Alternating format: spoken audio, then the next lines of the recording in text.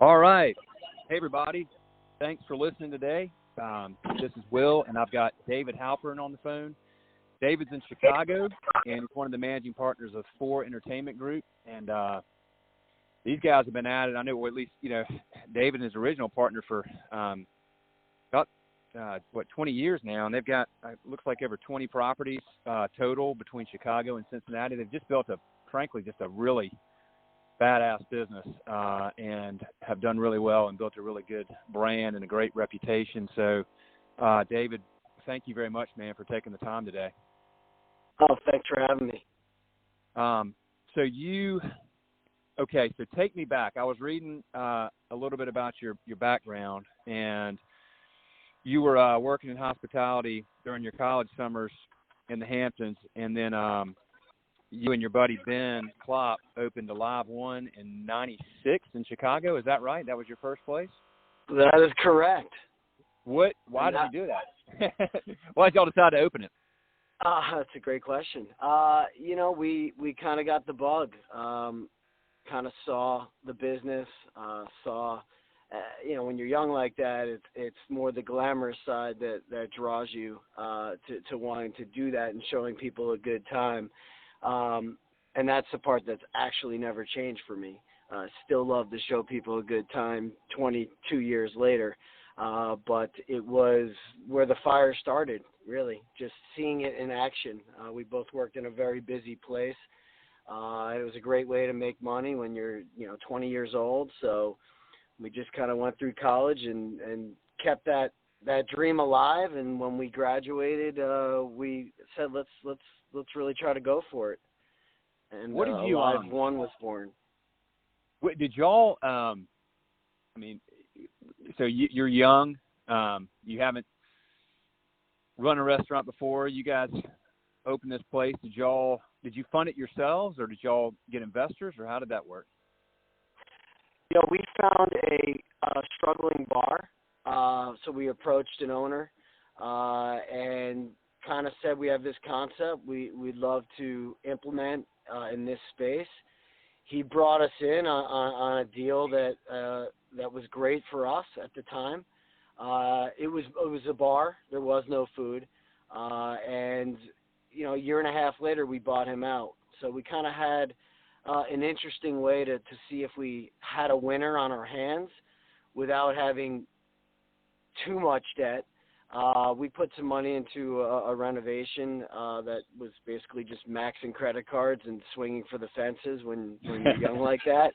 You can do it young when you're young and dumb. Young and dumb, exactly. But it worked. We kind of got lucky, really, because we really knew nothing other than the premise of, hey, we got this concept for aliveOne. We love showing people a great time. And we had enough of the eye on the prize to run a smart business for what we knew at the time. And you always got to be careful about drinking your product, so we had a pretty good balance of having a good time, but getting up the next day and trying to improve our place. Gotcha. So you guys, how long were you doing that before you decided Estelle's was next? Is that right? Yeah. Estelle's was next, about 2 years later. Just an interesting tidbit in the industry. We had, my partner Ben and I found this place on our own, but we had been working with a broker who was extremely well known in the industry. And technically, he didn't show us the space that became aliveOne, so we didn't really need to give him a commission, but we felt it was the right thing to do because he put some time in with us. And lo and behold, 2 years later, he reaches out to us about a place that he had bought, and he wanted to bring us in to run it. So it was good karma and a good decision by 2 young guys who didn't have a lot of money, still deciding to pay a broker. And it came back to us with Estelle. He brought us in, and that place has been going for 19 years now. Yeah, I mean, that's amazing. You got a couple of places that have been at it for quite a long time in a competitive market with all kinds of economic cycles in the meantime. So that's tip my hat, man. That's a testament to you guys doing something right. Yeah, it's crazy, man. aliveOne's been 22 years, so that was our first bar, and it's amazing. Like you said, the ups and downs, and the cycles, and the hot neighborhoods and the cold neighborhoods, and it's still my baby. What hasn't changed in all those years? What are the foundational things that you guys have built everything on that just never changes with the original ones? And I'm sure you put it in all the places you open now. For us, it's never changed that the feeling you get when people are in your place and you look around and they're having a great time. That's always been the driver for me, and that's hospitality to a T. And I believe that you're born with it in your veins, and the best people in hospitality are the ones that just want to show people a great time. And you got to still have a great product, and you got to still have a great build out and a place that just works. But if pleasing your customers isn't what drives you every day, I believe your place can't be that great. Have you seen I'm sure you have in the years, people come and go that that weren't born with that didn't get that? I think a lot of people hire for experience. I hire more for personality, and we'll train you all day long. And that's just the difference. Like, you could have someone who makes a great cocktail or and does everything well, but if they're just not natural with customers, and it's not bad service, but I believe the best ones can just sort of read a room, solve a problem, just with that knack of wanting, just aiming to please. So you got to have both, of course, but for years we felt experience was most important, but now it's definitely more higher for personality. Gotcha. And then you guys, David, so you had a couple places, and then if I'm right, you then partnered up with your two other partners, Bob and Dan, and you guys decided to move into Cincinnati as well. Is that right? Were they there, or why did you choose Cincinnati? Yeah, we Ben and I went to Miami of Ohio, which is about 40 minutes from Cincinnati, so we had a big network there of friends. Bob was in Cincinnati at the time, and we were looking to expand the aliveOne concept. I grew up in New Jersey, and we were originally going to go to New York because I have a big network there, and 9/11 happened, and that kind of shelved that idea. So we said, hey, let's explore Cincinnati. Let's go talk to Bob, who had been in the business. And we approached him, and he was like, yeah, let's go for it. And Dan was in Columbus at the time in the industry as well. And Dan grew up with Ben. So we all met up, and Dan moved to Cincinnati. We opened up two places pretty quickly, and we're able to expand pretty quickly in Cincinnati with a lot of different concepts. How many locations do you have now? 20 places. And how many different concepts is that? Is it all single concepts? Yeah, well, we have the Keystone, which is our restaurant brand. That's 3 of those. We also have a spin-off of that, which is Mac Shack, which is like a Chipotle style with mac and cheese. That's our signature dish. So we've got 3 Keystones and a Mac Shack and another Mac Shack on the way, and then the rest are just one-offs, which makes things difficult, exciting and different and unique, but difficult when needing different marketing approaches with all these different concepts and sometimes different personalities, and whether you're in a nightclub or a dive bar, you got to adjust accordingly to that vibe. So it's easier with a Keystone where you know exactly what you need from a marketing approach and a staffing approach. So it's sort of what we do best, I think, is just unique concepts. So I guess we'll continue to do that as long as it works out. Did you now are these all your concepts that you've launched, or have you purchased places and turned them around, or a little of both, or what? These are all our unique concepts. Okay. So we've that's never really taken man. over. Well, thanks. Yeah. Usually when you're buying somebody's place, I mean, most people don't sell when they're making money. Yeah. And I don't mean that in a bad way, but so No. usually when you have an opportunity to buy a place, it's because it's run its course and it kind of needs a new vibe or a new feel or a concept. So, there are many places obviously that are trying to sell their cash flow, and people go in and buy those places and continue to run them as such, and that's a whole different model, and that works for them. For us, it's, unique concepts. How do you guys come? I mean, that's a lot of concepts to come up with. In just 20 years is a long time, but that's also a lot of concepts. Are you constantly thinking about new ideas, or I guess all four of you probably are, or how does that work? Yeah, I think a lot of times it comes to us more with the neighborhood or the opportunity. I mean, we don't really have a concept that we're like, let's go find a place to open this. We kind of find the opportunity and then think about the neighborhood and think about the need, and then kind of mold it into our own concept. A lot of them are just your great staffing, great ambiance, good music, and that really becomes the concept. So it's not this all-in concept all the time. It's more just concepts of what we do well, which, are those things. Yeah, those are your foundational building blocks, I guess, for any concept. Yes. Okay.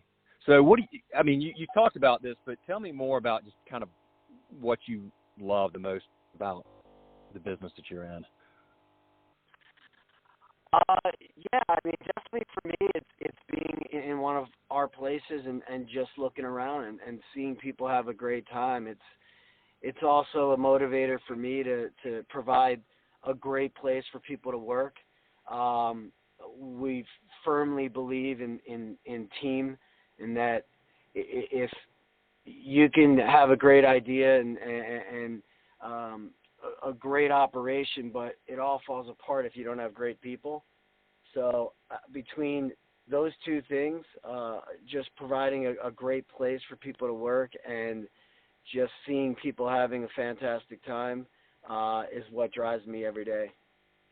Do you find more people nowadays that a restaurant job is a bridge to somewhere else, or are there more people that look at it as a career now, or what have you seen change over the years with your staffing and the types of people you bring in, and what your expectations are in terms of their longevity with your business? Yeah, that's a great question, and it's definitely a challenge because you're always going to have, we call them lifers.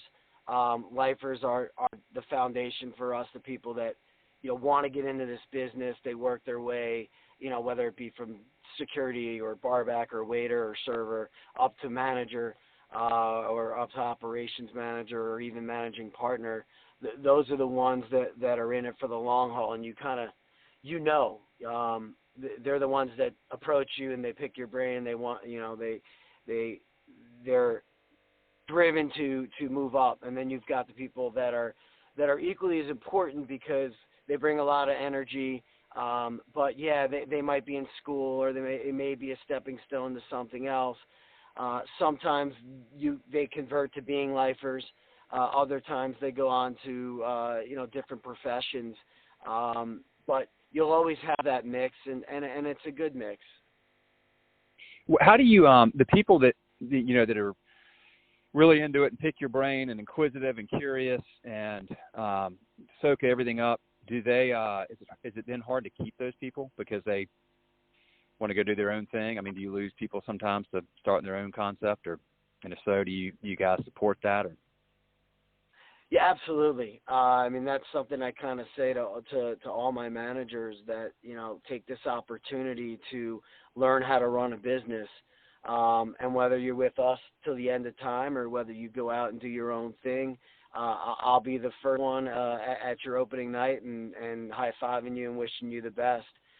We get it. I mean, we were those people. So if we lose people, that's okay. We want them to follow their dreams. And because if they don't, it'll run its course anyway. People have that drive within them. So we're all for as long as they're doing their thing with us and doing it the right way. And we're very supportive of them going out and doing their own thing. Of course, we want to keep them with us, and we got to keep them interested and them moving up with us. But absolutely, we've had many people go on to do their own thing. When y'all started, I know, it was you're young and you're putting some stuff on cards, and it's you kind of have, why not? Why not try this and see if you can make it work? And it seems kind of sexy and fun and exciting, which I think a lot of people feel that way about restaurants. It's part of why I like to do this podcast. Helps people really understand what's truly involved. So you obviously learned probably early on that there's a lot of sides of the business that are challenging and tough and lots of hours and things like that. What would you say to yourself, or somebody else that reminds you of yourself that's considering getting into the business and has a lot of passion, but what things do they need to be thinking about that maybe they're not, that maybe you're unseen unless you've done it? Don't do it.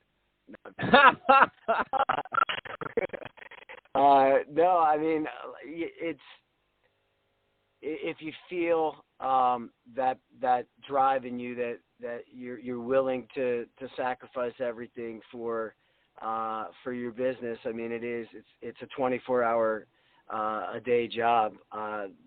You're always thinking about it. Whether you're on vacation or whether you're home with the family, you really gotta try to block it out at times. You can get a call at any time, and that's an annoying part of the business. But when it's yours, you're always willing to do that. As you get older, you sort of look at things why you shouldn't do something, and when you're younger, you haven't made those series of mistakes, or you haven't seen those ebbs and flows, and so when we were at that point, we there was zero hesitation. I mean, everyone told us are you crazy? You don't have enough experience. What if it fails? And the two of us just never really put that into the equation. We were just going to do it. And frankly, we did. We got lucky because we really didn't have the experience. But we got the experience by running our business. So, I mean, you can go to school for 4 years and get your MBA and, come out and ready to rock in the business world. But I could guarantee you we learned more by doing our thing and learning from our mistakes. And both paths are great. But for us, it was just, let's throw our hat in the ring, give it a shot. We know what we do well. We'll learn the rest along the way.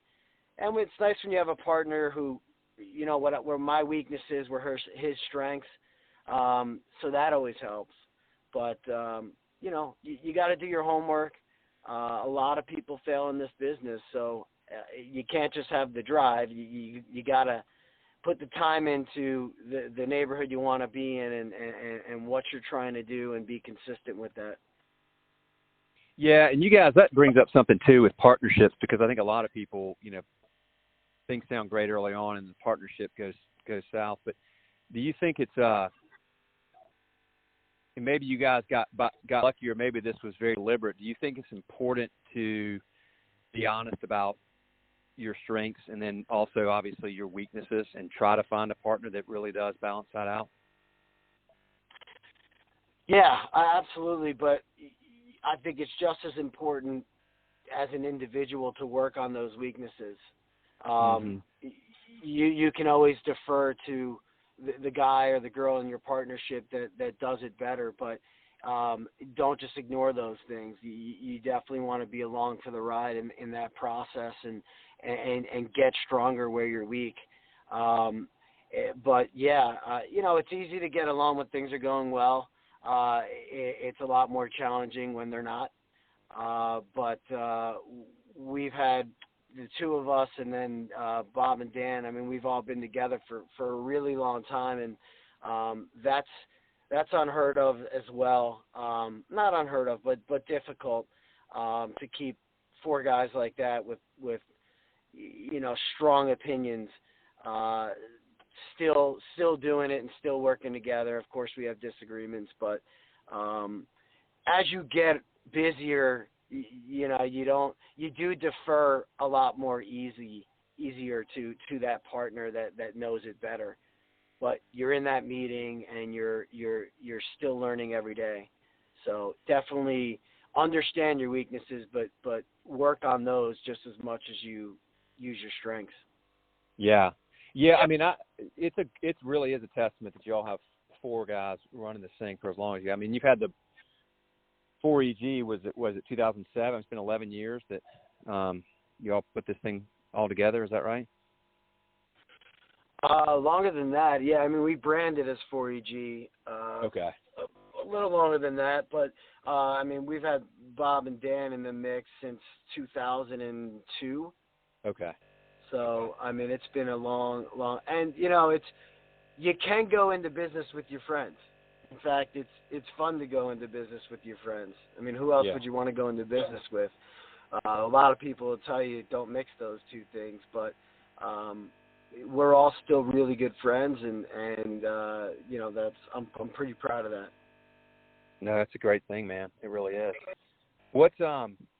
What's changed over the last 20 years or so? Significant changes in the business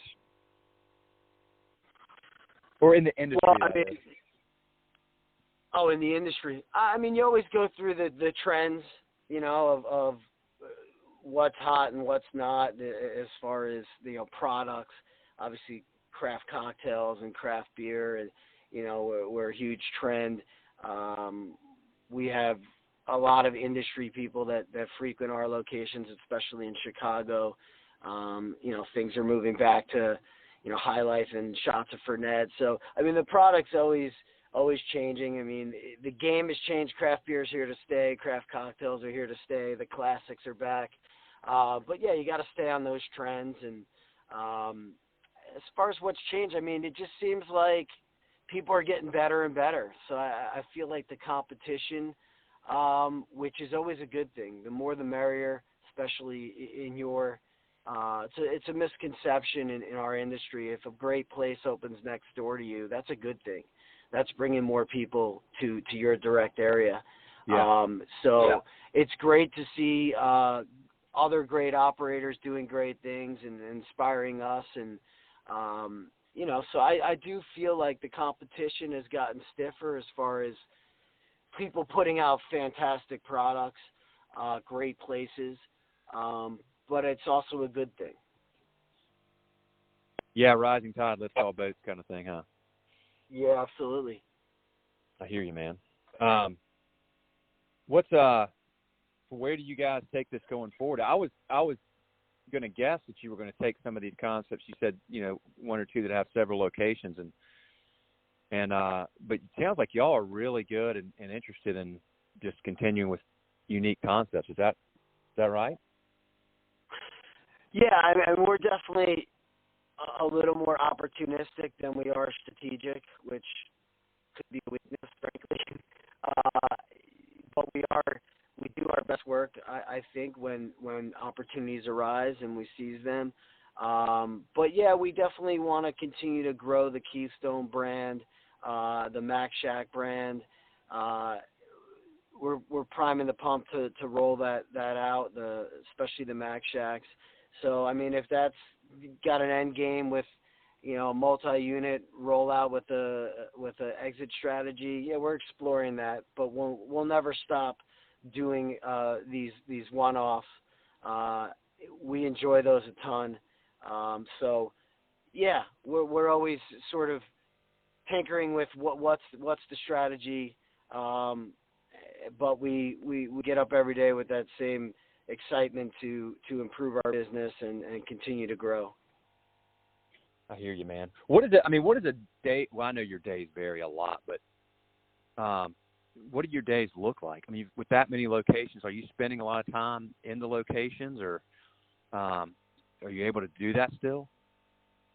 Yeah, not like we used to. I like to say we used to work in our business. Now we work on our business. But yeah, you absolutely have to spend time regardless of, your life changes, your priorities change as far as, you want to get up and be productive in the morning. So you can't be out late, but at the same time, you got to be a presence. You got to have that camaraderie with your customers and your staff.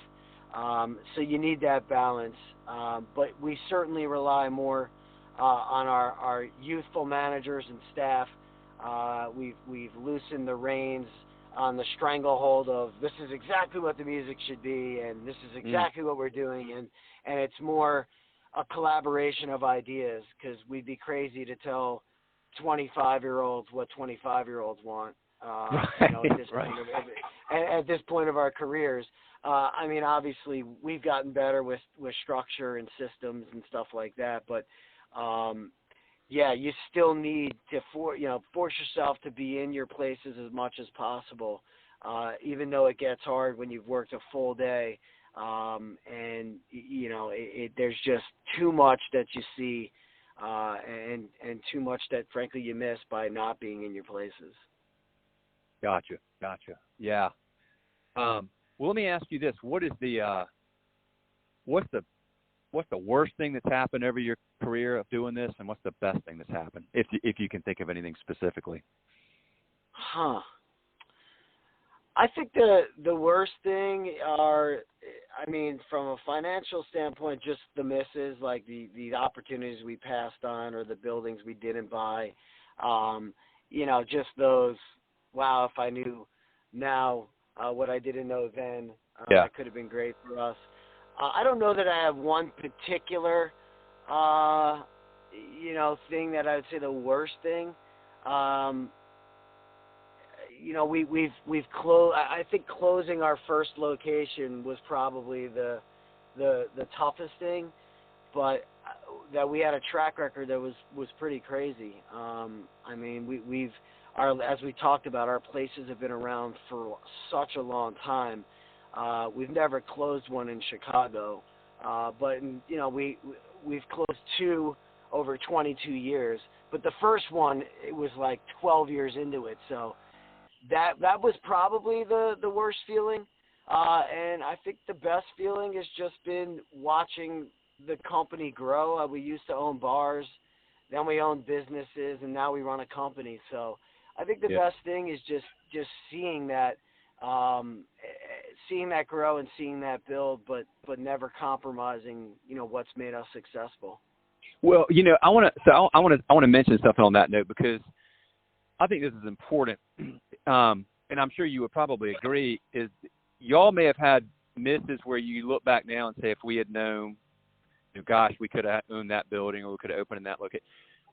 But you didn't have the information then that you have now, and you made wise decisions to say no. And I think saying no and kind of staying in your lanes and where you're comfortable and where you know what you're doing is something that's a really important part of building a successful business, at least in my experience.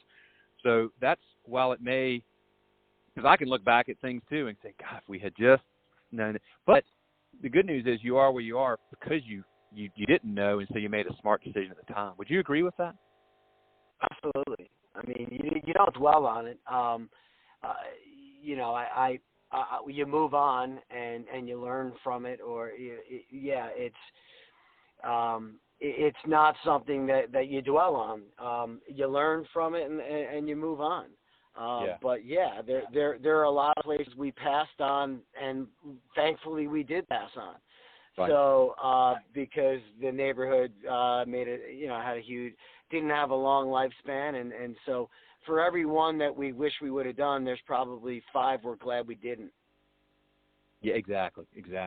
Well, look, man, I mean, you're doing it in two great cities, and I mean, particularly Chicago. Just the all the changes that have happened in that city in 20 years, and all the competition, and really impressive, man. So I don't want to keep you because I know you're busy, but I do want to thank you because you've just, it's wonderful to hear what you've done and how you approach it. And I tip my hat to you and partners. Y'all built a really just phenomenal business, man. So congrats on that, and the best, of luck to keep it going, which I know y'all do.